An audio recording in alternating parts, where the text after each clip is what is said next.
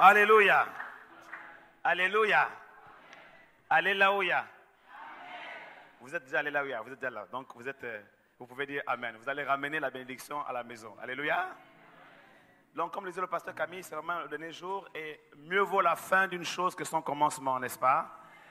Et comme Dieu n'est pas limité, il agit tantôt d'une manière, tantôt d'une autre. Il parle tantôt d'une manière, tantôt d'une autre. Je suis convaincu que quelqu'un ici a reçu depuis le début et ne repartira pas sans avoir reçu quelque chose de la part de Dieu. Amen. J'aimerais vous partager vraiment une exhortation ce matin pour clôturer le séminaire. Je sais que la vie de disciple n'est pas aussi facile. On a vu beaucoup de choses dans la vie de disciple, mais l'une des choses qui caractérise la vie de disciple, ce sont les épreuves. Le disciple est très souvent confronté à des épreuves. Mais comme j'aime à le dire, les épreuves sont parfois permises par Dieu pour nous permettre de faire nos preuves. Donc tu peux dire à quelqu'un à côté de toi, tes épreuves te permettent de faire des preuves. Les preuves de ta foi. Alléluia. Et c'est pour cela que le titre de l'exhortation que je vais vous partager ce matin, je l'ai donc nommé, je l'ai intitulé « Tes douleurs enfanteront ta grandeur ». Alléluia.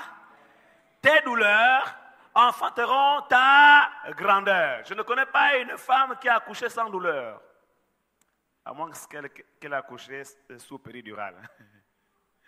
Mais même la péridurale, on te l'injecte d'abord avant, donc tu sens quand même la douleur. Amen, amen. Et quand Dieu même a créé la femme, il avait déjà prévu que la femme accouche avec des douleurs. On a bien vu ça la dernière fois, et que la douleur n'était pas quelque chose résultant du péché. Ce n'était pas la résultante du péché. Parce que quand la femme a péché, Dieu a dit qu'il augmentera ses douleurs. Donc la douleur y était déjà. Voyez-vous, la douleur est quelque chose qui est nécessaire dans la vie. Lorsque tu veux être grand, tu dois sentir ta douleur, tu dois payer un prix, tu dois faire des sacrifices. Pour réussir à tes examens, tu dois payer le prix, tu dois sentir ta douleur. Et lorsque tu as par exemple un doctorat, tu es content parce que ça donne de la valeur à ton parcours, à ton cursus. Mais le doctorat est le reflet non seulement de ta production intellectuelle, mais aussi du fruit de tes sacrifices et des douleurs que tu as subies, que tu as consenties tout au long de ton cursus scolaire. Et c'est pareil dans une entreprise. Pour monter en grade, tu dois payer le prix. Tu dois vraiment te donner à fond, tu dois travailler dur. Et ça, c'est aussi une forme de douleur, une forme de souffrance. Voyez-vous, la Bible déclare que Jésus-Christ a appris l'obéissance à travers les choses dont il a souffert. Et donc, finalement, la souffrance, les épreuves, la douleur, les douleurs de la vie vont nous conduire à faire des sacrifices. Mais ces sacrifices-là vont aussi contribuer à notre développement personnel, à l'acquisition des connaissances, à l'acquisition de l'expérience de la vie, peut-être même sur le plan professionnel, à l'acquisition aussi de certaines choses, certaines valeurs dans la vie. Mais cette expérience, ces souffrances vont nous permettre également d'augmenter notre valeur en tant qu'être humain, n'est-ce pas? Quand nous sortons des épreuves, quand nous sortons des situations difficiles, nous avons grandi et nous prenons de la valeur. Voyez-vous, la souffrance produit la grandeur. Les épreuves nous permettent de maturer, de mûrir. Les épreuves nous permettent vraiment de connaître davantage Dieu, de connaître davantage qui est l'homme, de connaître davantage la vie. Et Dieu permet toutes ces choses pour nous façonner. Et c'est ça aussi la vie du disciple. Voyez-vous, toutes ces choses sont comme des matériaux que Dieu utilise pour bâtir la vie du disciple. C'est pour ça que je dis que ta douleur enfantera ta grandeur. Et c'est pourquoi, après avoir souffert, Jésus-Christ, la Bible déclare qu'il a appris l'obéissance à travers les choses dont il a souffert. Au passage, tu te rends compte que finalement la souffrance aussi nous apprend l'obéissance. Mais après avoir été soumis, après avoir obéi à Dieu, la Bible déclare que c'est pour cela que Dieu, le Père, l'a souverainement élevé. Donc, la grandeur vient de tes douleurs, de tes souffrances. Et la plupart des personnes qui ont souffert de quelque chose, que Dieu a libéré, que Dieu a délivré, ont toujours reçu de Dieu comme un manteau, comme un mandat, par rapport aux choses dont elles ont souffert. Plutôt le psalmiste David dit, quand je marche dans la vallée de l'ombre de la mort, je ne crains aucun mal, ta houlette et ton bâton me rassurent. Tu dresses une table en face de mes adversaires, tu oindules ma tête et ma coupe déborde. Remarquez bien dans ce passage, ce psaume qu'on recite tous, le psaume 23. Imaginez David en train de marcher dans la vallée de l'ombre de la mort. Il marche. Et quand il finit de marcher, quand il sort de la vallée, il voit trois choses. La première chose qu'il voit, il voit que Dieu a dressé une table en face de ses adversaires. Ça veut dire que Dieu a préparé le festin pour fêter sa victoire. Deuxième chose qu'il nous dit, il dit, tu oindules ma tête. Or, l'huile est le symbole de la bénédiction. L'huile aussi représente l'onction du Saint-Esprit. Troisième chose, il nous dit, et ma coupe déborde. Ça veut dire que quand tu as traversé la vallée de tes souffrances, quand tu as traversé la vallée de tes douleurs, au sortir de la vallée, Dieu fête la victoire. Il fête ta victoire. Il prépare un festin. Oh, bien-aimé, je vais raconter une chose. On ne chante jamais les cantiques avant d'avoir remporté la victoire. On ne chante jamais la victoire avant d'avoir remporté la guerre, n'est-ce pas? Non, Dieu attend d'abord que tu finisses tes combats. Et quand tu combats, Dieu est avec toi parce que Dieu combat tes combats. Il ne te laissera jamais combattre tout seul. Non seulement il va t'équiper des armes spirituelles, il va t'équiper de son esprit, mais également il va combattre avec toi. C'est pourquoi il est écrit que l'Éternel combattra pour nous. Alléluia. Et comme Dieu il est à tes côtés, Dieu a déjà garanti la victoire. Il sait déjà l'issue de tes épreuves. Et par avance, pendant que tu es encore dans la vallée, Dieu prépare la table du festin. Pendant que tu es en train de pleurer au sein de la vallée, hé Jésus, pourquoi m'as-tu abandonné? Jésus est occupé à dresser la table de ton festin. Oh, quelqu'un ici acclame le Seigneur, alléluia. Pendant que tu es en train de te dire, hé Seigneur, à ta main crie. Tu as l'impression qu'il n'est pas là. Il est occupé. Dis à ton frère, il est occupé à préparer la salle de fête. Et quand il a dressé la table, imaginez, Dieu lui-même devient ton servant. Quand tu vas dans un restaurant, il y a des servants, n'est-ce pas? Il y a des serveurs, il y a des serveuses, n'est-ce pas? Et ils sont là pour te servir. Mais là, Dieu inverse l'ordre des choses. Et lui-même, il devient le restaurateur. Alléluia. Lui-même, il devient le cuisinier. Lui-même, il devient le serveur. Oh, acclame le Seigneur. Alléluia. Alléluia. Quelle grâce, quel privilège que d'être servi par le Dieu vivant d'Israël. Le Dieu créateur. Pourquoi? Parce qu'il veut t'honorer de la marche que tu as suivie, la marche du disciple au sein des épreuves, au sein de la vallée. Tu ne t'es détourné ni à gauche ni à droite. Tu n'as pas reculé comme, tu n'as pas regardé derrière. Tu n'as pas été nostalgique de l'Égypte. Tu n'as pas été nostalgique de Sodome et Gomorrhe comme la femme de Lot. Tu as regardé devant toi. Tu as couru vers le but pour remporter le prix de la vocation céleste en Christ Jésus. Et à la fin de la course, il y a l'arrivée, le roi des rois, le Seigneur des seigneurs qui t'attend pour célébrer ta victoire. C'est le prix, la récompense de tes souffrances. La couronne de gloire, la couronne de grâce, la couronne de bénédiction. Et la table est dressée. Et Dieu, après avoir fait tout ça, il passe une annonce sur Facebook, il passe une annonce sur WhatsApp, il passe une annonce sur Twitter, il passe une annonce sur les réseaux et sur les chaînes de télévision. Il convoque tout le monde des ténèbres, il convoque même Satan, il convoque tous les sorciers, il convoque tes ennemis et il les place en face de toi. Acclame Jésus, alléluia. Et ceux qui t'ont persécuté, tes détracteurs, ceux qui ont voulu te tuer, ceux qui t'ont empoisonné, ceux qui ont voulu ta mort, ton échec, ceux qui ont voulu que tu ne réussisses pas dans tes études, il les appelle tous, il les met en face de toi. Aïe, aïe, aïe. Ceux qui ont combattu ton mariage, qui ont combattu ta destinée, il les appelle, il leur envoie les billets d'invitation, ils devenaient au festin, mais vous n'allez pas manger. Ah! Acclame Jésus, acclame Jésus. Alléluia. Et quand ils arrivent, il leur donne une place en face. Oh my God. Dieu organise la cérémonie de célébration. La cérémonie de remise de diplôme.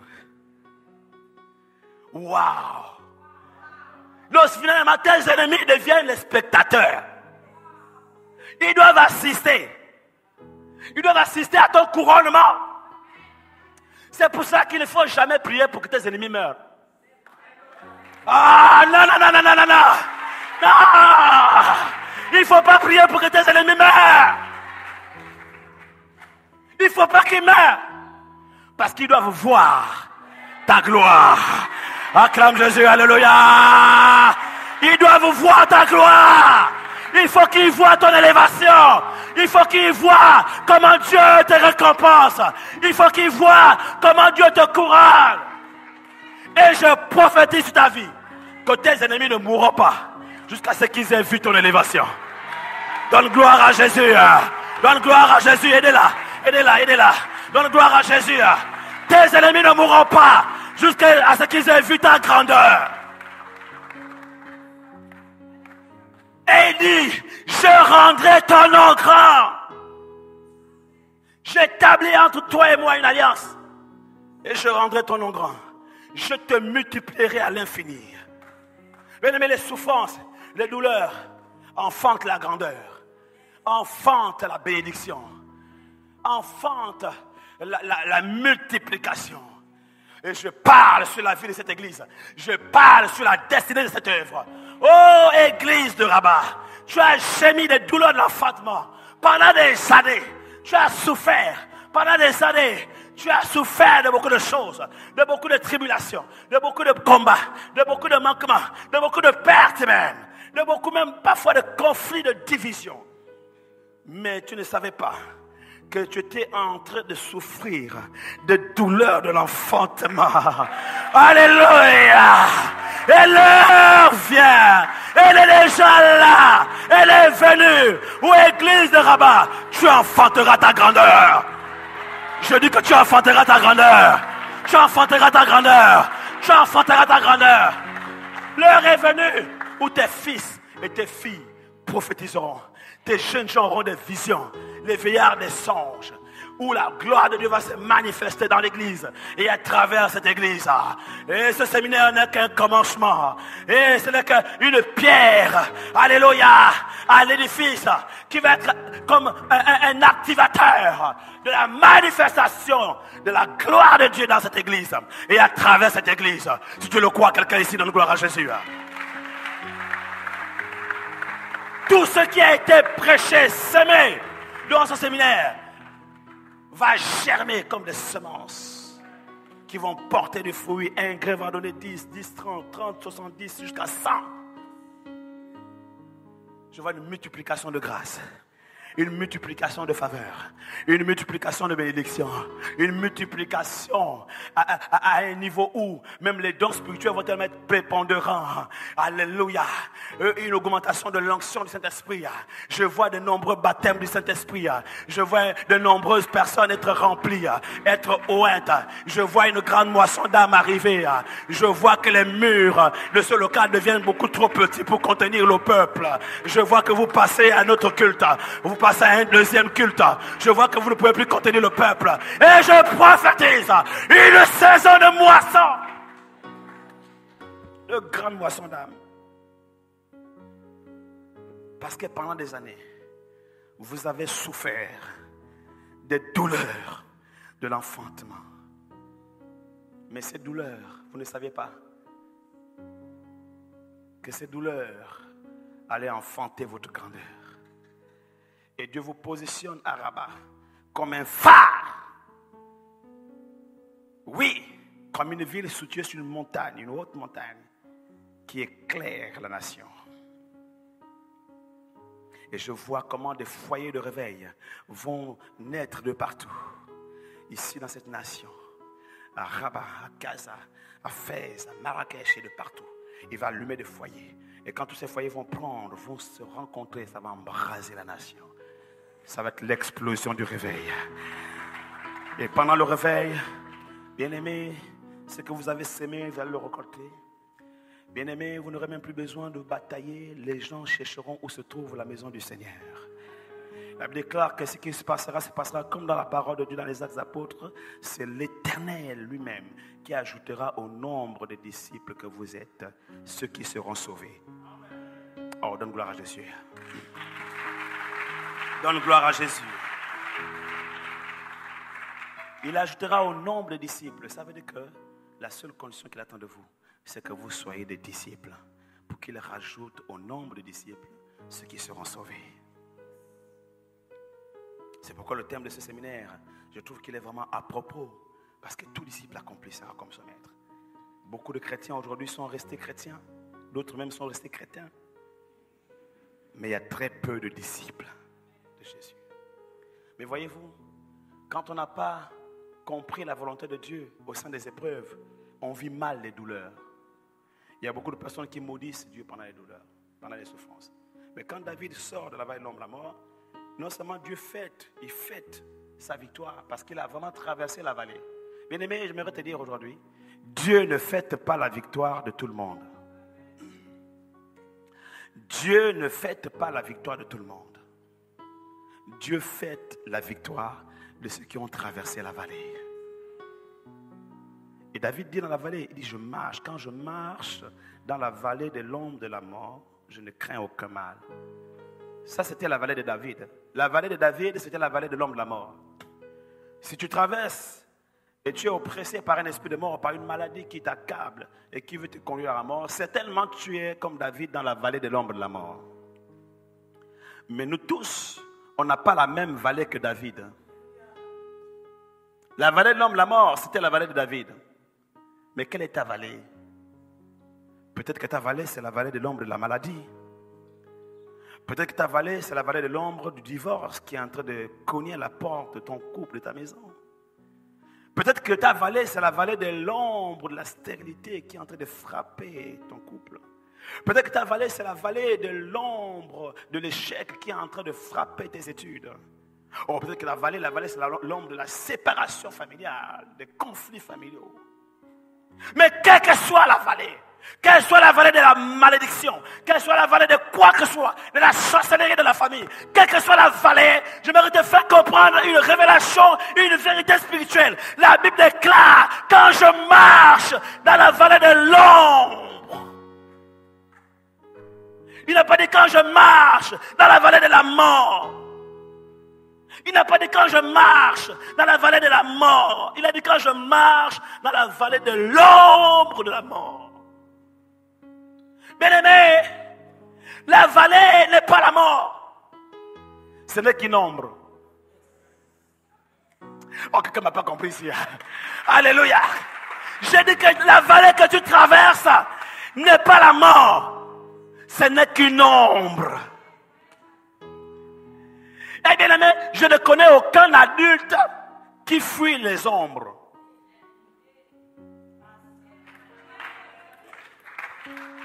Ce sont les enfants qui ont peur de l'ombre. Quand un enfant voit une ombre, il crie, ah! Fantôme. Le père veut, mais qu'est-ce qu'il y a? J'ai vu une ombre là, c'est un fantôme. Non, mais c'est mon ombre. Quand je passais, ça s'est reflété sur le mur. Ah! Mais un adulte, il ne fuit pas l'ombre. Oh, quelqu'un me comprend ici? Oh, j'aimerais dire à quelqu'un ici, quelle que soit la vallée que tu traverses, la vallée de l'ombre de la maladie, ce n'est pas la maladie, ce n'est qu'une ombre. Oh, quelqu'un ici dans le gloire à Jésus. Alléluia! Quelle vallée traverses-tu? La vallée de l'ombre de la malédiction, ce n'est pas la malédiction, ce n'est qu'une ombre. La vallée de l'ombre de l'échec ne définit pas ton succès à travers un résultat intermédiaire. Quelqu'un me comprend ici? Parce que la réussite est un processus. La différence entre le succès et la réussite, c'est que le succès est une réussite momentanée. Okay? Tu as eu un diplôme, c'est un succès. Mais tous qui ont eu les diplômes n'ont pas forcément réussi dans la vie. Et je connais beaucoup de personnes qui n'étaient pas les meilleures à l'école et qui ont même eu beaucoup d'échecs, mais qui ont réussi dans leur vie. Quelqu'un me comprend ici? Donc, il ne faut pas définir ta destinée à travers les mauvaises notes que tu as eues cette année. Il ne faut pas définir ta destinée à travers les choses dont tu souffres aujourd'hui. Quelle vallée traverses-tu? La vallée de l'ombre de l'échec? Ce n'est pas l'échec, ce n'est qu'une ombre. La vallée de l'ombre du rejet, ce n'est qu'une ombre. La vallée de l'ombre de la stérilité, ce n'est qu'une ombre. Ce n'est pas la stérilité. Alléluia. Voilà pourquoi tu seras guéri. Parce qu'une ombre, ça se chasse. Comment? En mettant la lumière. Oh, quelqu'un ici acclame le Seigneur. Alléluia. Hey! Oh, la lumière, c'est la connaissance. La connaissance de la parole de Dieu. La révélation de tes paroles est claire et donne de l'intelligence simple. Quand tu as reçu la révélation dans un domaine bien précis, tu acquiers la victoire dans ce domaine. La plupart des personnes qui ne sont pas guéries jusqu'à présent, c'est parce qu'elles n'ont pas encore reçu la lumière, la révélation de la guérison divine dans leur vie. Mais quand tu as reçu la révélation, ça y est, la révélation t'éclaire, la vérité t'a franchi, tu es libéré et tu es guéri. Acclame Jésus, acclame Jésus, acclame Jésus, acclame Jésus. Ah, ah. La vallée de l'ombre du divorce, ne panique pas, ce n'est qu'une ombre. Et une ombre a pour but de te faire peur, de t'effrayer. C'est comme quelqu'un qui vient dans le noir, il te fait peur.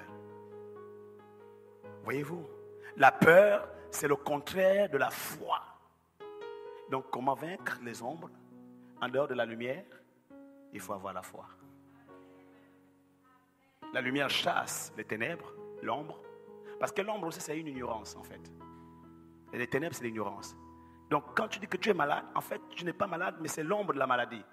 Mais cette ombre-là, c'est l'ignorance, en fait. Les ténèbres qui obscurcissent ton intelligence et t'empêchent de comprendre la révélation selon laquelle Jésus-Christ a porté tes maladies à la croix de Golgotha. Et que par ses maîtres sûrs, nous avons été guéris. Ce n'est que l'ombre du piano. Acclame le Seigneur. Alléluia. Ah! Alléluia! Non, parce qu'il y en a qui ont cru que quelqu'un est tombé. C'est là qu'une ombre. Amen.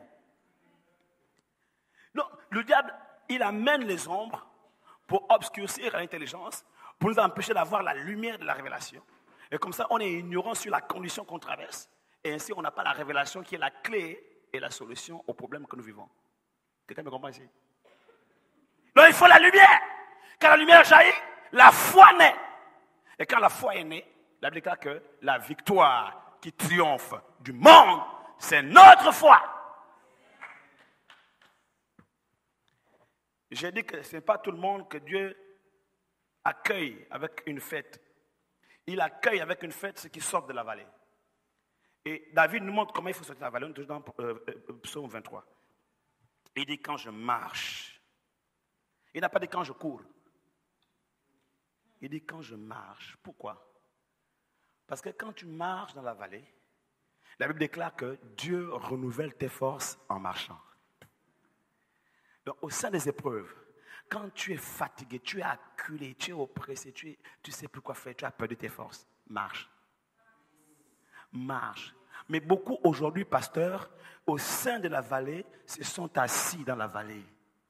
Ils ont dit non, je ne peux plus marcher, je suis fatigué. Ils ont demandé une chaise. Et je ne sais pas qui leur a donné la chaise, peut-être les voisins, peut-être ils se sont assis. Il y en a même qui ont conçu des tentes dans la vallée. Vous comprenez ça? Ils sont restés, ils n'avancent plus.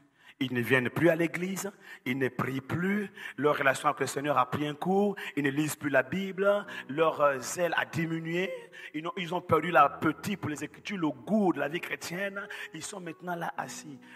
Quand tu poses la question, comment ça va ma soeur? Dieu fait grâce. Ils sont devenus des spécialistes dans les slogans évangéliques.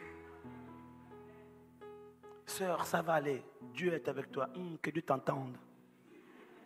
Quand on peut dire que moi là, c'est fini, Dieu ne m'entend plus. Je prie pour toi. Merci, mon frère. Ils se sont assis dans la vallée. Bien-aimés, dans la vallée, on ne court pas. Parce qu'il y en a qui sont pressés. Ils veulent aller plus vite que le rythme de leur destinée. Plus vite pour se marier. Plus vite pour commencer le ministère. Plus vite, ils courent. Tu cours pour aller dans la vallée, on ne court pas. Dans la vallée, on marche. Parce que si tu cours, tu vas te fatiguer. Mais si tu marches, tu renouvelles tes forces. Oh, acclame le Seigneur, alléluia! Si tu marches, Dieu renouvelle tes forces. Voici la bonne attitude dans la vallée. Il faut avoir la bonne attitude au sein de la vallée. Et quand tu sors de là, Dieu est fier de toi. Parce que tu as combattu, tu as couru, ou bien tu as marché en respectant les règles. Et Dieu est fier de toi parce qu'au sein même de l'épreuve, tu as appris à être joyeuse. Tu as appris à être joyeux. Tu as appliqué le principe de Jacques qui dit considérez comme un sujet de joie complète les diverses épreuves auxquelles vous êtes confrontés. Et à l'intérieur, l'épreuve de ta foi va produire tout le fruit de l'esprit nécessaire à la transformation de ton caractère. Il va te façonner. De quelqu'un d'impatient, tu deviens patient. Quelqu'un de colérique, tu deviens doux. Oh, quelqu'un ici acclame le Seigneur, alléluia. Quelqu'un d'intempérant, tu deviens tempérant. Quelqu'un de haineux, de colérique, tu deviens un homme aimable, agréable, un homme qui aime les autres. Il enlève les épines, les ronces, il enlève tout ce qui empêche. Le cœur, là, il change, il enlève le cœur de pierre. Il te donne un cœur de chair. Tout ça, c'est au creuset de la vallée de l'ombre. De l'épreuve que tu traverses, que Dieu fait ce travail. Il te monde. Il enlève les mauvaises branches. Il enlève les mauvaises feuilles. Il te monde. À un moment donné, tu n'as même plus de feuilles, c'est compliqué. Tu es là, tu as plus de feuilles. Mais attends, la saison verdoyante arrive. Tu porteras un nouveau feuillage. Et ton feuillage sera verdoyant. Les gens t'ont déplumé comme un oiseau. Tu as perdu tes plumes. Ne t'inquiète pas. La Bible déclare que la Bible te compare à un aigle. Tu es un aigle. L'aigle, quand il a vieilli, il sent que ses plumes commencent à trop peser sur lui. Il est maintenant lourd, il n'arrive plus à voler comme il faut. Il va en hauteur, le plus haut possible. Il s'allonge sur un rocher, il enlève toutes les plumes, il est complètement déplumé et il reste là sur le rocher pendant 40 jours. Et quand le soleil frappe sur lui, il y a une huile qui sort de son corps. Et cette huile-là va restaurer son corps et un nouveau plumage va pousser. Et quand le nouveau plumage pousse, l'aigle prend un nouvel envol et il vole encore plus haut, plus haut, plus haut, plus haut, plus haut. Acclame Jésus.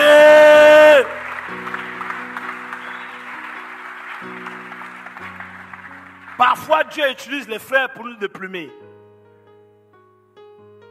Oui. Parce que l'aigle, il se déplume avec le bec. Mais ça prend du temps quand même. Des fois, quand Dieu veut accélérer le processus de la transformation dans ta vie, il sent que tu es devenu lourd spirituellement, tu as du mal à t'envoler comme un aigle en hauteur. Tu as du mal à aller en hauteur, en eau profonde. Qu'est-ce qu'il fait? Tu vas toi-même te déplumer. Mais il va aussi utiliser des frères autour de toi pour t'aider. Eh oui! Mais par contre, toi, quand tu le fais, peut-être que tu le fais doucement avec délicatesse. Mais les autres, ils n'ont pas le temps. La plume qu'ils vont attraper au passage, ils tirent. Et parfois, quand ils tirent, ça saigne. Alléluia. Et vous savez quoi? Quand la Bible déclare que crucifiez la chair. Ok? Bon, imaginez-vous, la chair, c'est votre nature charnelle.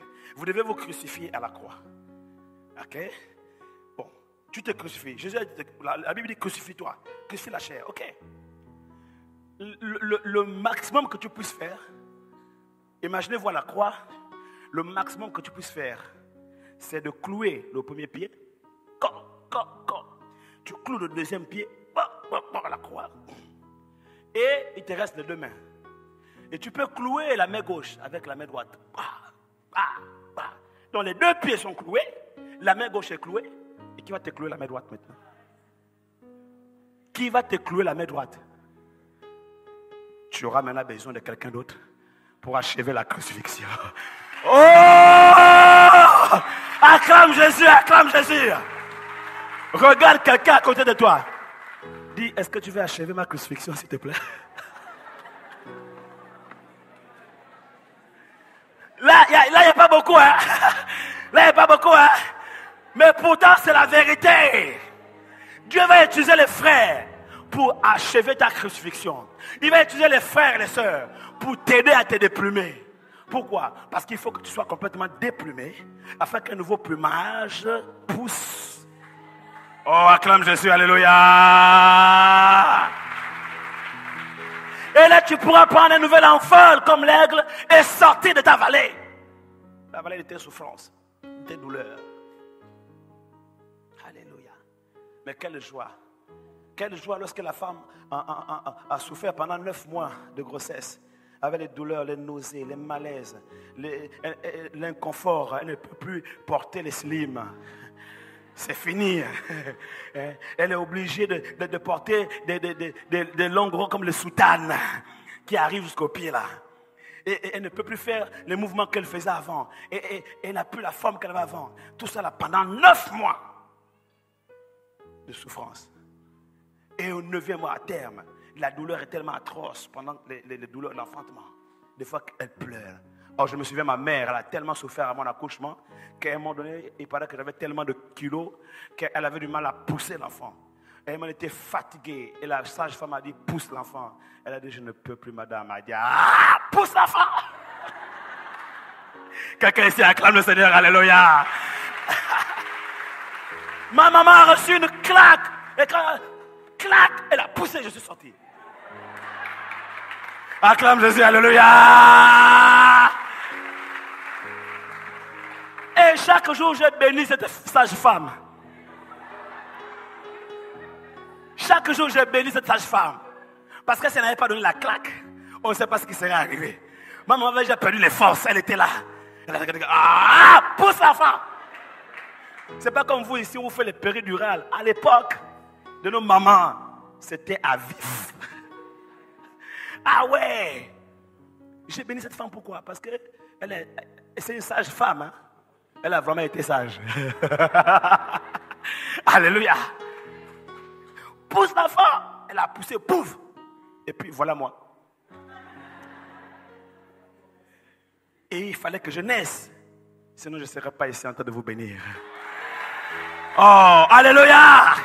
Mais c'est au prix des douleurs. Et quand la femme a traversé cette période, la Bible déclare qu'on sème toujours avec larmes, mais on récolte toujours avec chant de triomphe, chant d'allégresse. C'est ce qui va t'arriver à la sortie de ce séminaire. C'est ce qui va t'arriver. Dieu t'attend à la sortie de la vallée de l'épreuve que tu traverses. Il a commencé à préparer la salle de fête. Et il y a un festin. Il y a un festin qui t'est organisé. Il y a un festin qui t'est réservé en face de tes ennemis, en face de tes adversaires. Ils verront ta gloire. Ils verront ton élévation. Ils assisteront à ta grandeur. Et ils seront témoins de ta grandeur. Merci Jésus. La deuxième chose que David nous dit quand il sort de la vallée de l'ombre de la mort, il dit, Dieu oint l'huile de sa tête. L'huile, c'est la bénédiction. Ça veut dire que Dieu lui accorde une nouvelle mesure de bénédiction, une nouvelle dimension de bénédiction qui t'attend.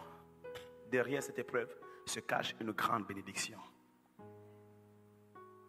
derrière cette épreuve se cache une grande bénédiction. Si tu t'assois dans la vallée, tu loupes la bénédiction qui t'attend. Et l'huile aussi, c'est le symbole de l'onction. Ça veut dire que derrière chaque souffrance se cache une onction. Oui. Si tu as traversé la vallée de l'ombre de la maladie, quand tu sors de là, Dieu oint d'huile ta tête d'une onction de guérison. Qui te guérit toi-même, mais qui fait de toi aussi un instrument de guérison pour les autres. Quand tu as traversé la vallée de l'ombre de l'échec, quand tu sors de là, Dieu oint d'huile ta tête. L'onction qui coule sur ta tête là, c'est l'onction du succès et de la réussite. Tu réussiras toujours. Et tu prieras pour des gens qui sont dans l'échec, et eux aussi recevront la grâce pour la réussite. Quand tu as traversé la vallée de l'ombre des déceptions amoureuses, c'est-à-dire qu'à chaque fois que tu rencontres quelqu'un, ça ne marche pas. À chaque fois, ça ne marche pas. Quand tu es sorti là, tu deviens agrégé en relation amoureuse. Oh, acclame Jésus. Alléluia. Tu as acquis de l'expérience. Tu comprends? Tu peux écrire un best-seller sur comment éviter les mauvaises relations. Oh, quelqu'un ici acclame Jésus. Alléluia. Bien-aimé, tu es oint pour le mariage. Tu es oint pour le mariage. Tu es équipé pour éviter les erreurs. Et tu pourras être aussi oint qualifié pour aider les autres. Quelqu'un me comprend ici? C'est ça, il oindule ma tête. Quand tu sors de la vallée de l'ombre des dettes au niveau financier. Ah, j'ai connu ça. Des dettes. Au point où tu n'en sors plus. C'est jusqu'au cou. Mais quand tu sors de là, Dieu restaure tes finances. Il verse une huile, une onction de bénédiction financière sur ta vie. Cette huile coule tellement que quand tu poses tes mains sur quelqu'un qui traverse des problèmes financiers, le miracle financier se produit dans sa vie. Oh, quelqu'un ici acclame Jésus. Quelqu'un ici acclame Jésus. Oh, je suis en train de te dire qu'il n'y a pas mieux qualifié que celui qui a subi l'épreuve pour aider les autres à sortir des mêmes épreuves. Donc l'épreuve que tu traverses, les douleurs que tu endures, les souffrances que tu vis aujourd'hui, en fait c'est un processus de qualification. Dieu va te qualifier si tu respectes les règles de la foi. Au sortir de là, tu seras qualifié pour aider les autres. Non seulement pour vaincre dans ta vie, parce que quand tu as vaincu, si la même épreuve se représente, tu vaincras. Alléluia. Mais tu seras aussi qualifié pour vaincre dans la vie des autres, pour les aider à vaincre. C'est ça que Dieu veut faire de nous. Et troisièmement, qu'est-ce qu'il dit? Il dit ceci. Ma coupe déborde.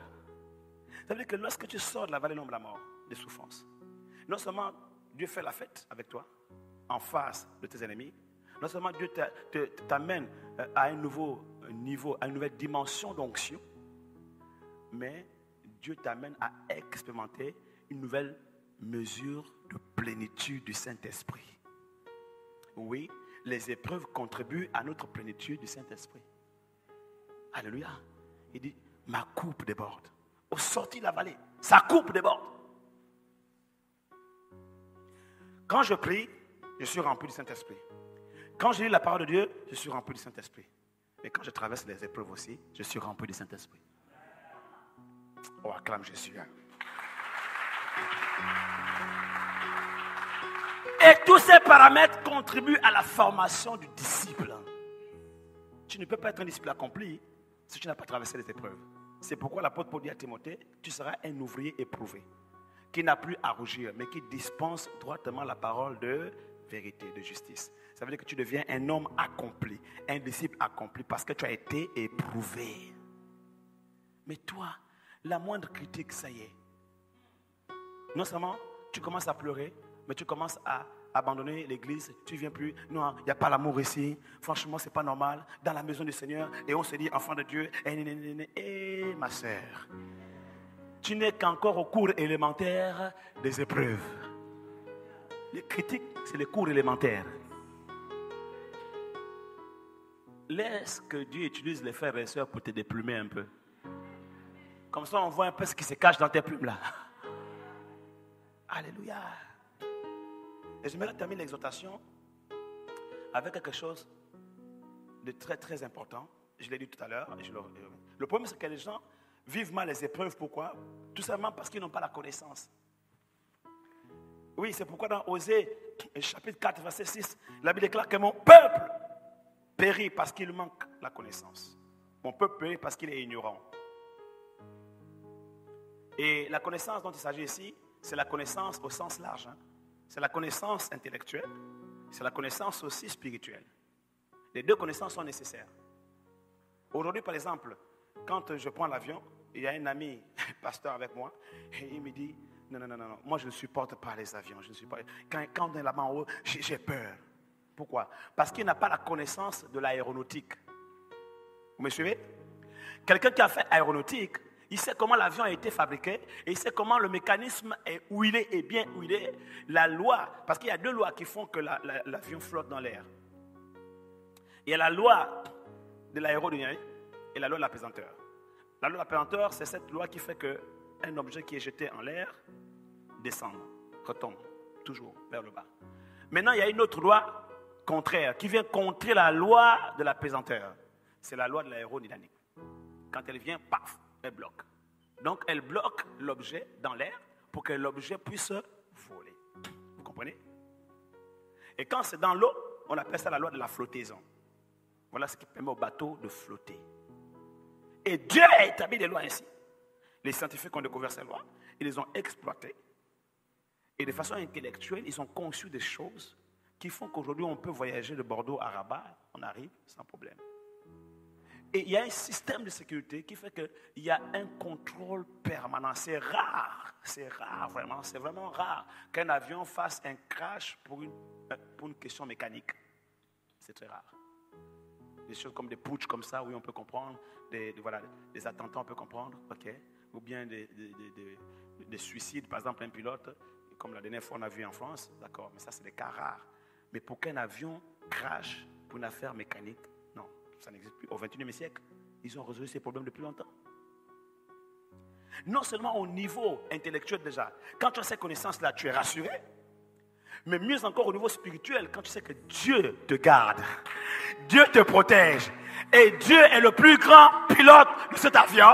Parce qu'il a dit qu'il enverra un ange pour te garder. Il gardera ton départ et ton arrivée. Tu peux monter dans l'avion, le cœur en paix, et dormir comme moi dans l'avion. Chaque fois que je dors, le sommeil est plus doux parce qu'on est plus proche du ciel. On acclame Jésus, alléluia.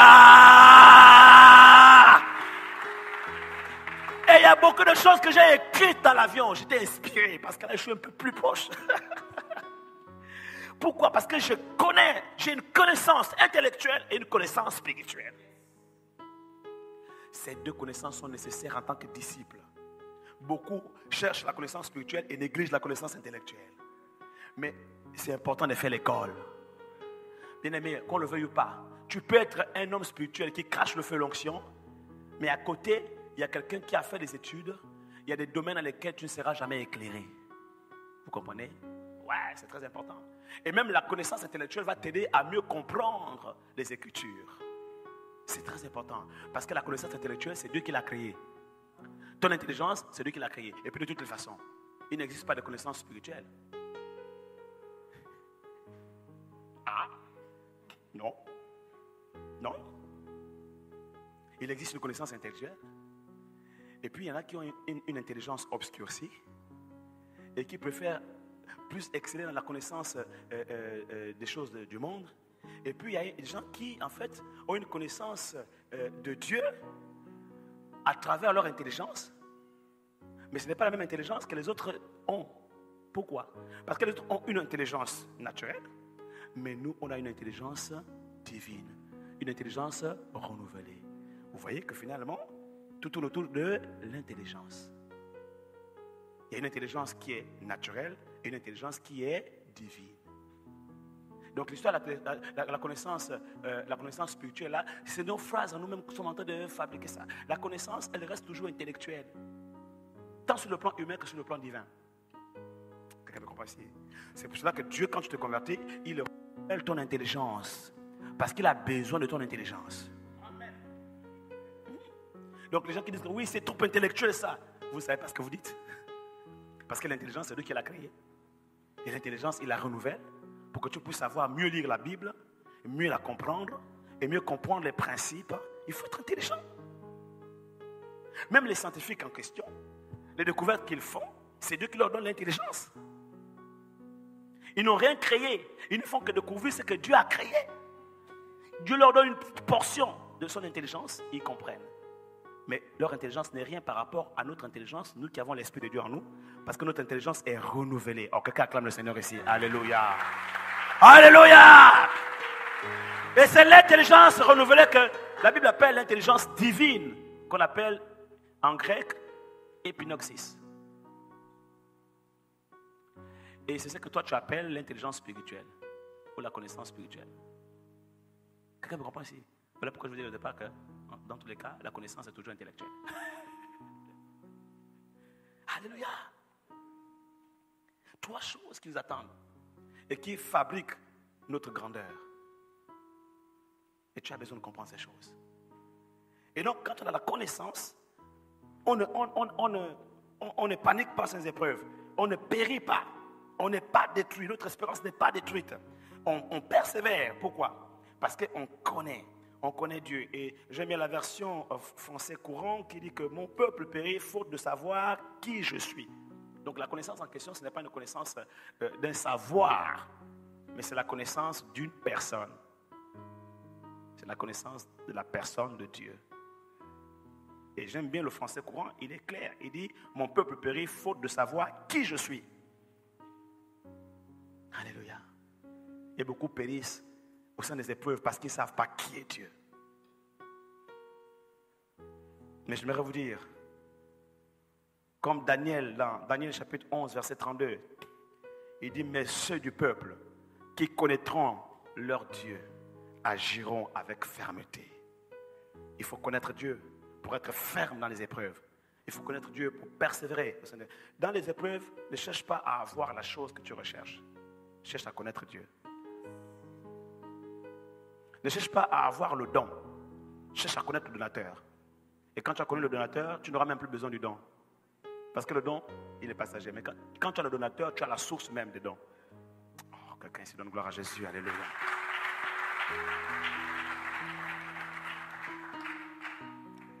Et je vais terminer avec un passage qui est très intéressant. Au sein de l'épreuve, Proverbe 24, versets 5 à 6. Au sein de l'épreuve, un homme sage est plein de force. Donc il faut faire preuve de sagesse aussi au sein de l'épreuve. Il faut faire preuve de sagesse parce qu'il y a des gens qui manquent de sagesse et ils perdent leur force en fait. Ils combattent des combats inutiles et ils perdent leur force. Même les forces spirituelles, hein, pas seulement physiques. Il y a des gens qui te font des veillées de prière pour chasser les démons. Bien aimé, ça fait longtemps que je n'ai plus fait de veillées de prière pour chasser les démons. Ça c'était avant. Moi quand je fais une veille de prière, c'est pour adorer le Seigneur. C'est pour méditer sa parole. Mon temps est beaucoup trop précieux pour le consacrer aux démons. Les démons, je les chasse. Et j'avance. Je ne cherche même pas à les connaître. Il y en a qui consacrent leur ministère, tout un ministère entier, à chercher à connaître le monde des ténèbres. Ils ne connaissent même pas un iota du monde de lumière. Mais plus tu connais le mal, plus tu es impacté par le mal. Vous comprenez cela? Je vous disais encore il n'y a pas longtemps que les banquiers ne sont jamais formés pour connaître et reconnaître les faux billets, n'est-ce pas? Ils ont été rodés à connaître les vrais billets, ils ont été rodés à manipuler les vrais billets. Et quand un faux billet tombe entre leurs mains, ils sentent que ce n'est pas le bon. Quand tu es rodé à la présence de Dieu, quand tu es rodé à la parole de Dieu, quand tu es rodé à la personne de Dieu, tu connais Dieu, tu sais qui il est. Lorsque le faux arrive, tu sens que ce n'est pas le vrai. Oh, quelqu'un ici acclame Jésus, alléluia. Alléluia.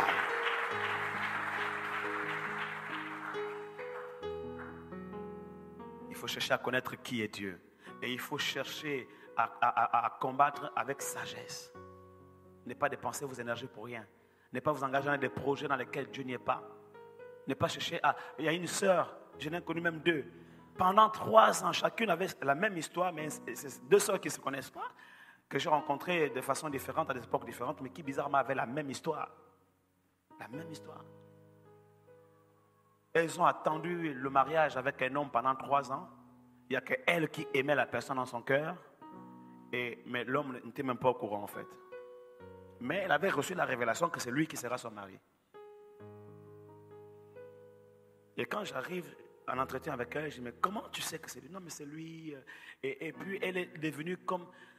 Tous les moindres gestes du frère, elle analyse, elle interprète, tout ce que le frère va dire, elle comprend ça toujours dans le sens que c'est vraiment, c'est réciproque, mais ils ne se sont jamais assis pour parler. Donc, elle a même développé comme une forme de paranoïa ou quoi, je ne sais pas comment on appelle ça, oui, une paranoïa en fait. Elle s'habillait vraiment pour plaire au frère, mais le frère n'était même pas au courant, il n'était au courant de rien. Quand le frère la saluait, faisait un sourire et tout ça, elle était contente. Elle rentrait à la maison, elle bénissait le Seigneur. Elle rentrait dans un jeûne d'action de grâce. Voilà, c'est moi qui rajoute. Et quelques temps plus tard, 3 ans plus tard, le frère s'est marié avec une autre sœur. Et ça s'est pas arrêté là. Le diable a dit que non, laisse tomber. Il s'est trompé en fait. Prie seulement. Ce mariage-là n'ira pas loin. Et elle a commencé à prier. Seigneur, que ta volonté soit faite. Vraiment, ce qui est prise, je casse, je chasse, je renverse. J'ai dit, ma soeur, c'est en ce moment-là que je l'ai croisée. J'ai dit, ma soeur, c'est grave. Parce que là, tu es rentrée dans la sorcellerie. Et j'ai pris la Bible. Dieu m'a permis la grâce, la sagesse de lui ouvrir les yeux. Elle a pleuré comme pas possible. Seigneur, j'ai perdu 3 années. Elle a pleuré, pleuré. Et comme j'ai vu que ces regrets, ces remords commençaient le diable est dangereux. Hein? Il est capable de venir même dans la repentance. Parce qu'elle a été touchée par la parole, elle s'est repentie. Le diable vient encore dans la repentance pour mettre des sentiments de regret qui conduisent à une repentance qui produit la mort. L'apôtre parle de ça. Il y en a qui en fait ont des sentiments de regret, de repentance qui produisent la mort. Il parle de 2 repentances. La repentance qui produit la mort et celle qui produit la vie. Donc le diable rentre dans ce que Dieu est en train de faire pour maintenant tirer ça dans le sens de la mort. J'ai dit non, je refuse ça. Dieu m'a permis de lui, par la parole de sagesse, une parole de consolation, lui apporter une parole. Ma soeur, tu penses que tu as perdu 3 ans? Écoute-moi, regarde, tu connais le GPS, non? Il dit oui, ok. Quand tu conduis, des fois, il te dit, au prochain rond-point, prenez la première sortie. Mais toi, tu es tellement distrait, tu as pris la deuxième sortie. Qu'est-ce que le GPS fait? Il recalcule la trajectoire. Oh, acclame Jésus, alléluia! J'ai dit, ma soeur, tu sais quoi? C'est vrai que tu t'es trompé. Mais Dieu est comme un GPS. Il recalcule toujours la trajectoire afin que tu arrives toujours à destination.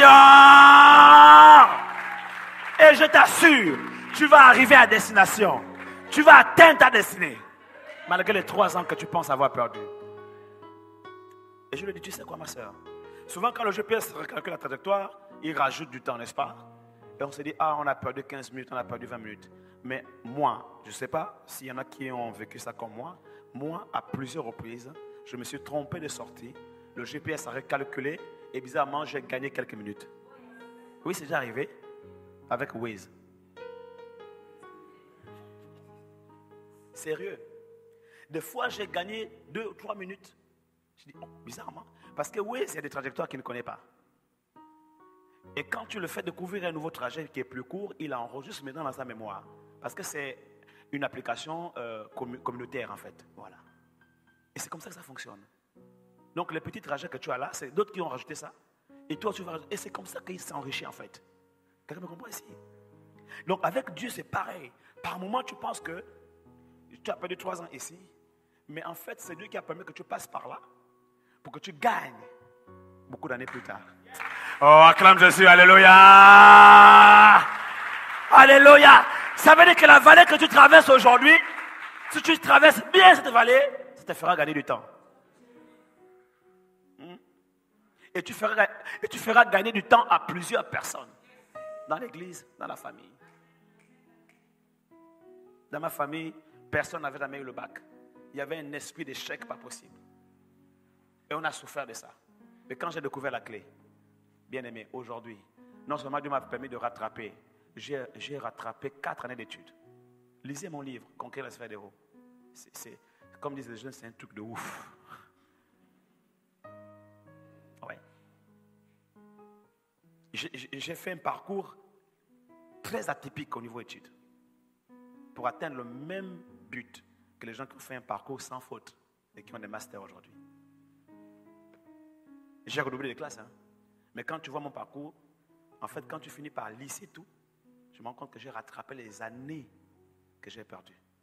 Et cela est biblique, parce qu'il est écrit que Dieu te rendra même toutes les années que les sauterelles ont dévorées.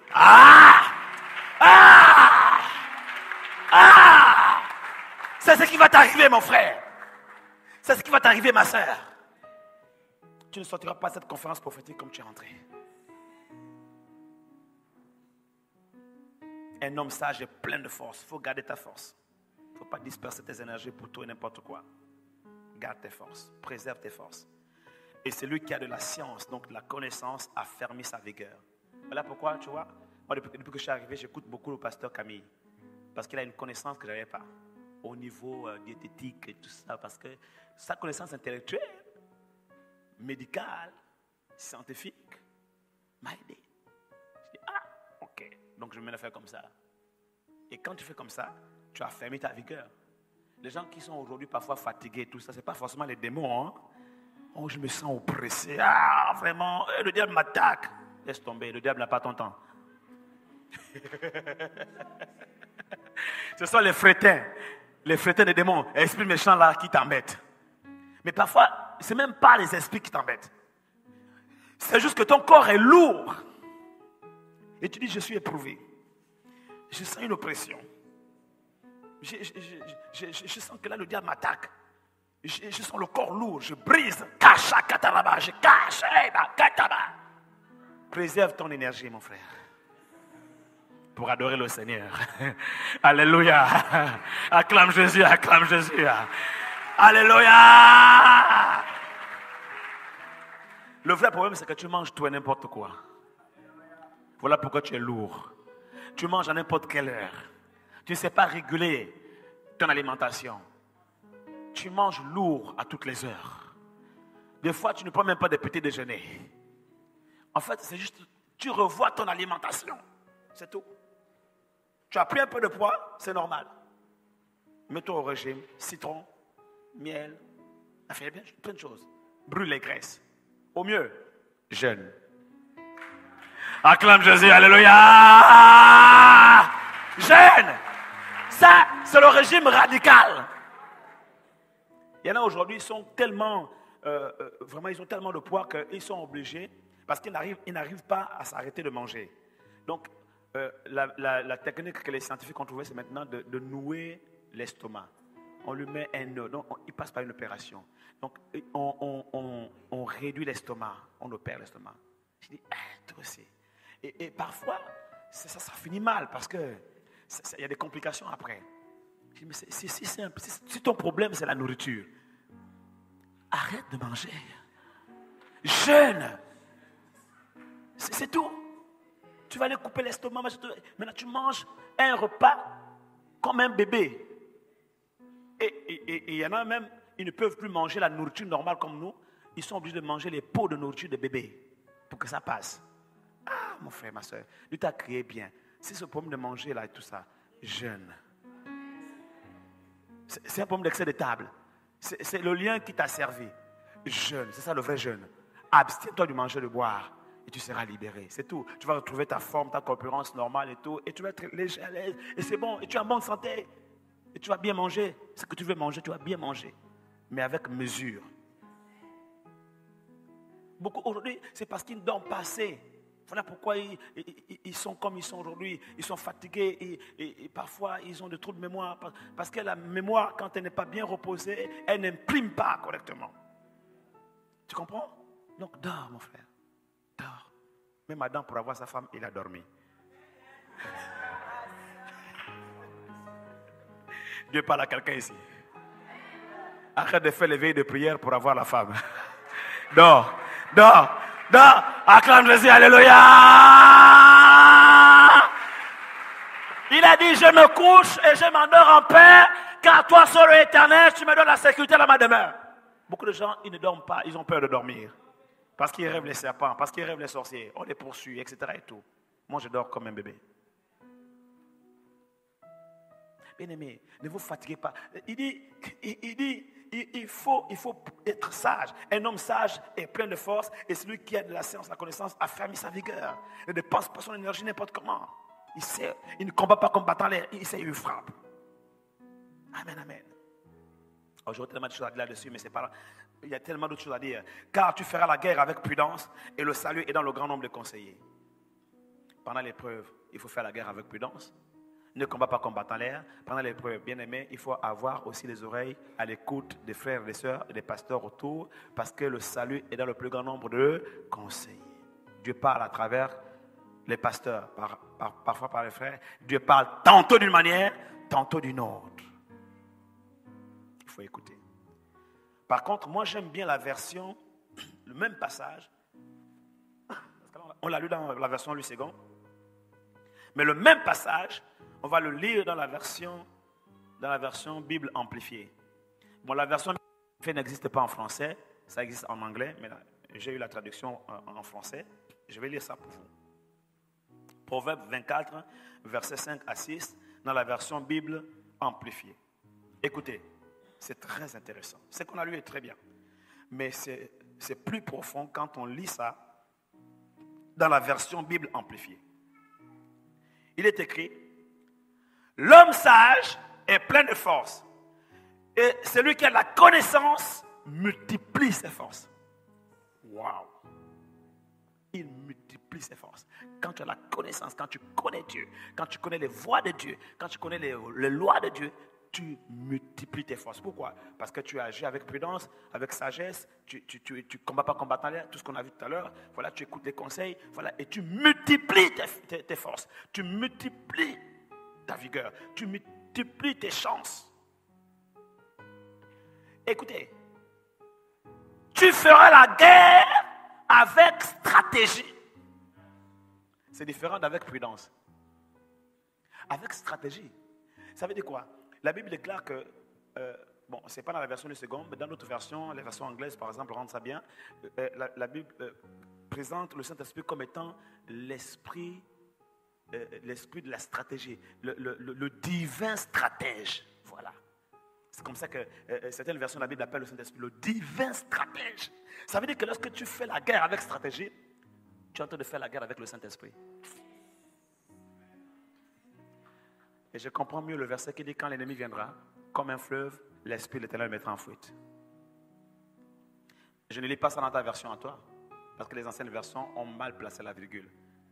Et tous les théologiens vont me le confirmer. Les anciennes versions ont placé la virgule après fleuve. Ils ont écrit quand l'ennemi viendra comme un fleuve, virgule, l'Esprit de l'Éternel le mettra en fuite. C'est faux. Parce que l'ennemi n'est pas un fleuve. C'est le Saint-Esprit qui est le fleuve. Donc les nouvelles versions ont corrigé cette erreur de syntaxe, quoi, on appelle ça. Voilà. Et donc ils ont placé la virgule maintenant après, plutôt avant. Et ils ont écrit quand l'ennemi viendra, virgule, comme un fleuve, l'Esprit de l'Éternel mettra en fuite. Là c'est bon. Alléluia! Regarde. Quand l'ennemi vient, pense à ce verset. Comme un fleuve, l'Esprit vient comme un fleuve. Comme un fleuve, il met en fuite l'ennemi. Oui, tu combats avec stratégie. Tu combats avec le Saint-Esprit. Qui, comme un fleuve, met en déroute tous tes ennemis. Oh, quelqu'un ici acclame Jésus. Acclame.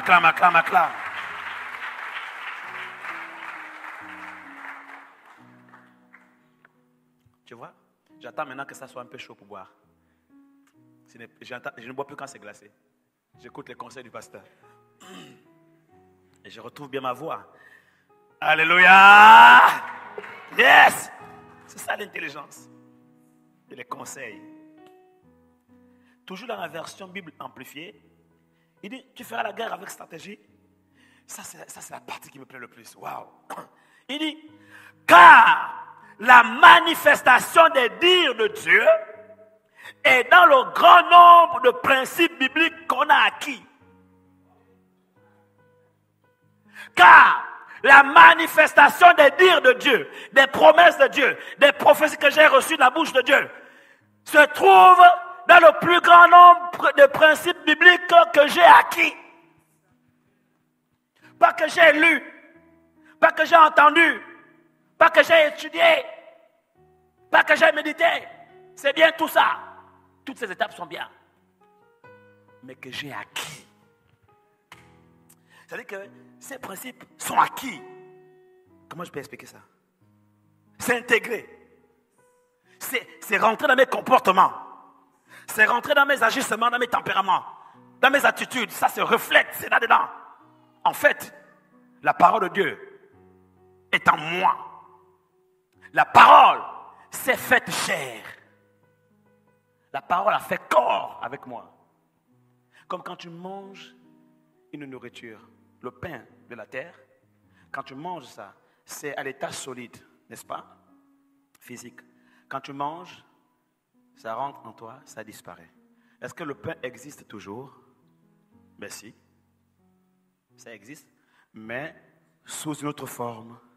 Sous forme de lipides, glucides, vitamines, fer, etc. En fait, sous forme corporelle, sous forme physique, organique. Ça veut dire que le pain s'est confondu à ta chair, est rentré dans ton corps. Le pain fait partie intégrante de ton corps. Ça, c'est le pain de la terre. Imagine le pain du ciel. Oh, acclame Jésus. Alléluia. Imagine le pain du ciel, la parole de Dieu. C'est pourquoi il est écrit que l'homme ne vivra pas de pain seulement, mais de toute parole qui sortira de la bouche de Dieu. Quand la parole de Dieu rentre dans ton corps, elle te communique la vie, la vitamine, la vigueur, les lipides, les glucides, les protéines, les in, tout ce qui est en in. Acclame Jésus, alléluia. Amen. Et la Bible déclare que la manifestation des dires de Dieu se trouve dans le fait que tous les principes que tu as acquis se sont imbriqués dans ton corps, dans ton être, dans tes comportements. La parole s'est faite chair. C'est là que s'accomplissent les prophéties et les promesses que Dieu a faites pour ta vie. Acclame Jésus, acclame Jésus, acclame Jésus. Acclame, acclame, acclame. C'est là que, si Dieu t'a dit que tu es guéri, c'est là que la parole de Dieu te guérit. La parole qui t'a envoyée te guérit à ce niveau-là. Parce qu'elle s'est imbriquée en toi. Elle est rentrée dans ton sang. Elle est rentrée dans tes gènes. Elle est rentrée dans tes vaisseaux. Elle est rentrée dans tes cellules. Elle est rentrée dans tes globules rouges, tes globules blancs. Elle est rentrée dans tes reins. Elle est rentrée dans ton estomac, dans ton foie. Oh, acclame Jésus, alléluia! Elle te communique la vie, la vigueur, la vitalité, la guérison divine. Parce que la vie est dans la graine. La vie est dans la graine. La vie n'est pas dans la forme de la graine, mais la vie est dans la graine. Quand tu plantes la graine en terre, la vie qui est dans la graine, elle sort. Elle produit un bourgeon. Et le bourgeon devient une petite fleur qui devient un arbre-ruisseau. Après un arbre, un gros arbre qui porte un peu de fruits. Quand on reçoit la parole de Dieu et qu'on a acquis le principe, c'est exactement le même cheminement qui se produit à l'intérieur de nous. La vie est dans la graine qu'on a reçue, donc le principe qu'on a reçu. La vie est à l'intérieur. Si tu entends juste le principe, juste entendre le principe, ça ne suffit pas pour être guéri, bien pour être délivré. Il leur envoyait sa parole les guérit et les délivra de la fausse. Donc c'est juste parce que tu as entendu la parole, tu dis mais pourtant j'entends la parole, pourtant je lis la parole, pourquoi je ne suis pas guéri, pourquoi je ne suis pas délivré? Tu n'as pas compris que la vie est dans la graine. Il faut que la graine soit plantée en terre, dans ton cœur. Et qu'avec le temps, elle puisse germer. La vie est dans la graine. D'où l'importance de lire, de méditer. Méditer signifie aussi ruminer, ruminer, mâcher la parole. Et au fur et à mesure que tu mâches et tu avales, ça s'intègre à toi, ça fait partie de ton corps. Et il y a un temps où maintenant, ce qui rentre dans ton corps va maintenant pouvoir produire la force, la santé, la vigueur, n'est-ce pas? C'est tout un processus qui prend du temps, n'est-ce pas? C'est exactement la même chose. Voilà pourquoi la Bible parlant de la guérison dit que la guérison germera. Elle germe parce qu'au départ, c'est une semence qui est jetée dans ta terre. Quelqu'un me comprend ici? C'est pour ça que si quelqu'un est malade, il doit beaucoup lire la parole de Dieu et les versets qui parlent de guérison, de santé divine, de la foi, etc. Si quelqu'un est triste, il doit beaucoup lire tout ce qui parle de la joie, qui t'encourage, qui parle de l'espérance et de la foi. Si quelqu'un est, par exemple, dans des problèmes financiers, il doit beaucoup lire les versets qui parlent, qui révèlent le Dieu de la provision divine. Le Jéhovah Jireh, celui qui pourvoit. Si quelqu'un a les combats, il doit beaucoup lire le Dieu qui apporte la victoire et tous les versets, les promesses de la victoire. Quelqu'un me comprend ici? Oh, acclame Jésus. Hein? Alléluia! Si quelqu'un traverse des temps d'échec, il doit beaucoup lire toutes les promesses qui garantissent le succès et la réussite. Et toutes les conditions, tous les principes qu'il doit acquérir dans ce domaine-là. Et la liste n'est pas exhaustive. Elle est bien longue. Si vous avez besoin d'un recueil de promesses par thème, achetez le recueil de promesses, ça existe. Il y a un recueil de promesses, j'ai oublié l'auteur, qui retrace toutes les promesses de la Bible par thème. Ça peut vous aider. Quand tu es abattu, quand tu es découragé, quand tu es malade, quand tu es... Voilà, il y a tout. Et lisez la parole, méditez, retenez, ingurgitez-la, laissez-la pénétrer en vous, qu'elle fasse corps avec vous, parce que l'accomplissement, la manifestation des dires de Dieu se trouve dans le plus grand nombre de principes bibliques acquis. Acquis. C'est pour cela que la Bible déclare que le monde entier a été créé par la parole et Dieu soutient le monde entier par sa parole. L'homme ne peut pas vivre sans la parole de Dieu. Impossible. L'homme n'a pas été créé par la parole. Pourquoi? Parce que la Bible dit que Dieu a créé toutes choses par la parole. Mais l'homme ne peut pas être créé par la parole parce que l'homme lui-même, il a la parole en lui. Christ est en lui la parole. Quand Dieu a formé l'homme, l'a poussé à la terre, il a mis la parole. Son souffle, son esprit, c'est sa parole. Voilà pourquoi pour vivre, tu as besoin de ta respiration pour vivre. Tu as besoin d'alimenter. Ton corps est constitué de la parole. Ton homme intérieur est constitué de la parole.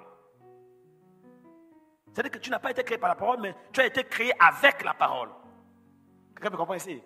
Je répète, tu n'as pas été créé par la parole, comme les arbres, comme les fleurs, comme les animaux, mais tu as été créé avec la parole.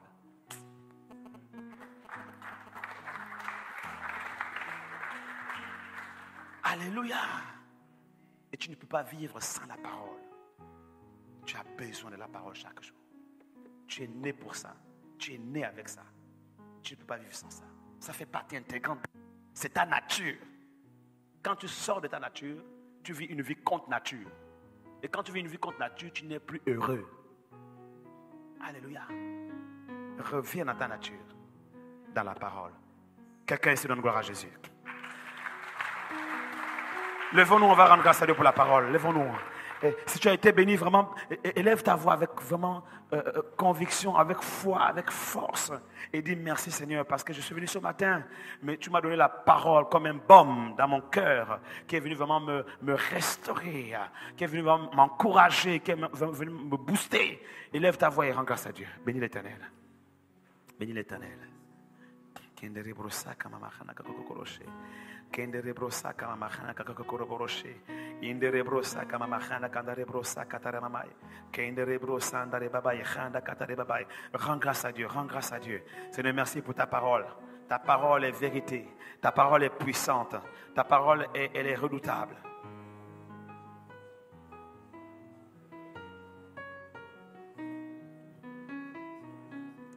Ta parole est une épée plus tranchante qu'une épée quelconque à double tranchant. Elle pénètre jusqu'à partager âme et esprit, jointure et moelle.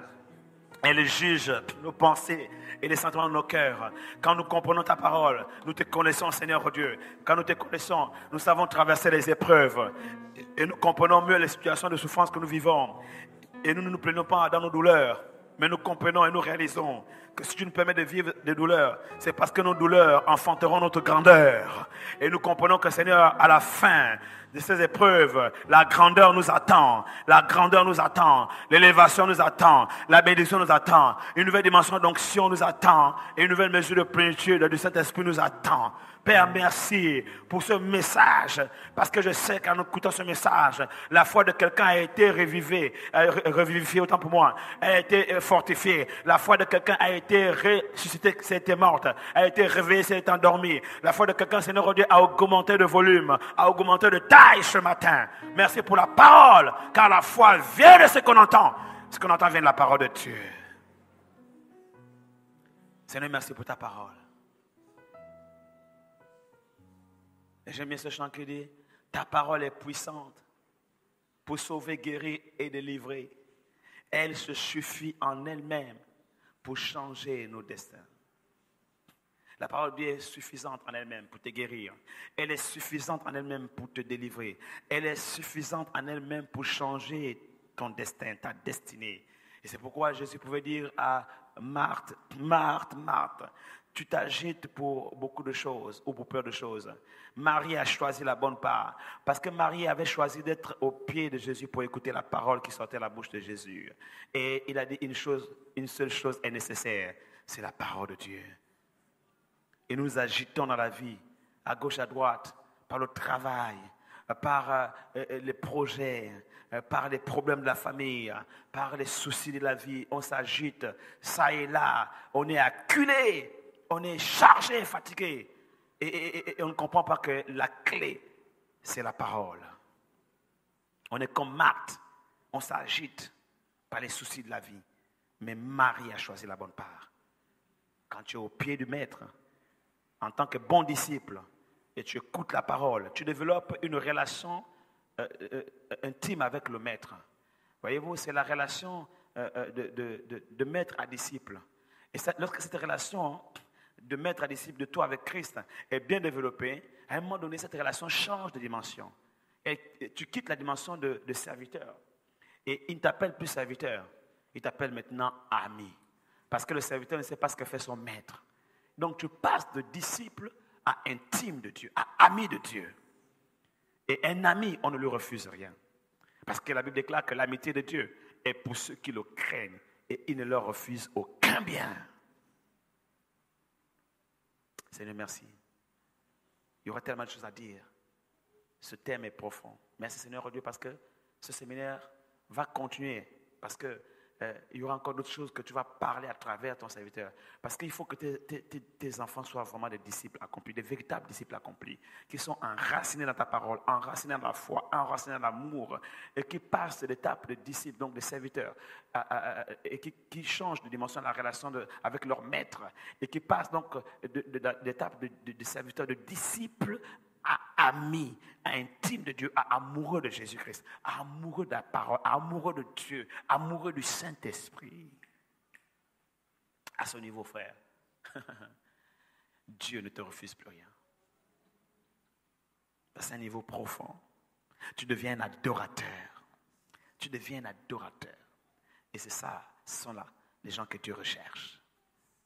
S'il les recherche, c'est parce qu'ils sont rares. Mais tu en feras partie. Tu feras partie de la rareté. Aïe, aïe, aïe, aïe, aïe, aïe. Tu feras partie du conseil divin.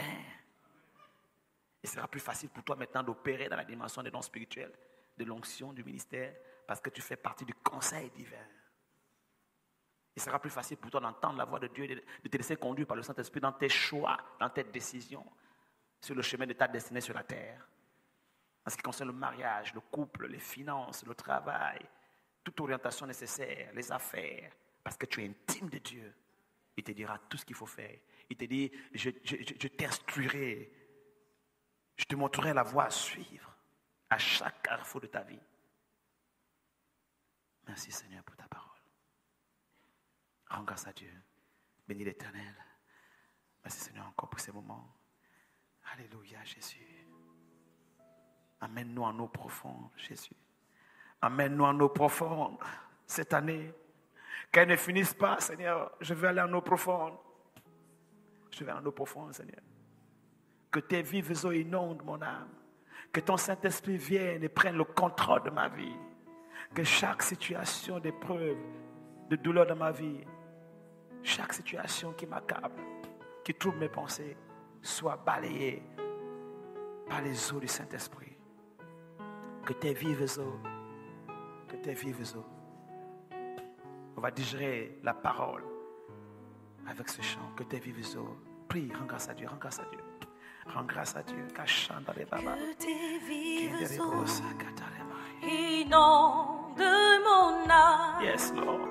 Que ton Saint-Esprit vienne et prenne le contrôle. Yes, Lord. Chaque situation qui trouble mes pensées, mes soucis, mes fardeaux. Mes soucis, mes fardeaux à tes pieds, je dépose. Que tes vives eaux, chante-le de tout ton cœur. Saint-Esprit, que ton Saint-Esprit vienne et prenne le contrôle de chaque situation qui trouble mes pensées, mes soucis, mes fardeaux à tes pieds, je dépose. Disons Jésus, Jésus, nous disons Jésus, Jésus, nous crions Jésus, Jésus, nous disons Saint-Esprit, Saint-Esprit, oh Saint-Esprit, Saint-Esprit, oh Saint-Esprit, Saint-Esprit, que tes vives eaux, que tes vives eaux inondent mon âme, que ton Saint-Esprit vienne et prenne le contrôle de chaque situation qui trouble mes pensées, mes soucis, mes fardeaux à tes pieds, je dépose. Que tes vives eaux, que tes vives eaux inondent mon âme, que ton Saint-Esprit vienne et prenne le contrôle de chaque situation qui trouble mes pensées, mes soucis, mes fardeaux à tes pieds. Seigneur, je les dépose. Jésus, oh Jésus, oh Jésus, nous disons Père, Père,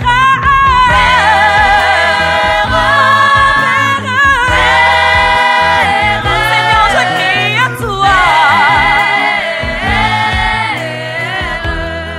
Nous disons Saint-Esprit, Saint-Esprit, Saint-Esprit, Saint-Esprit,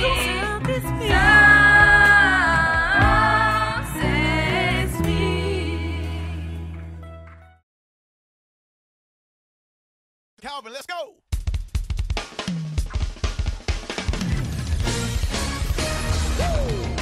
Yeah, this song right here, we coming out past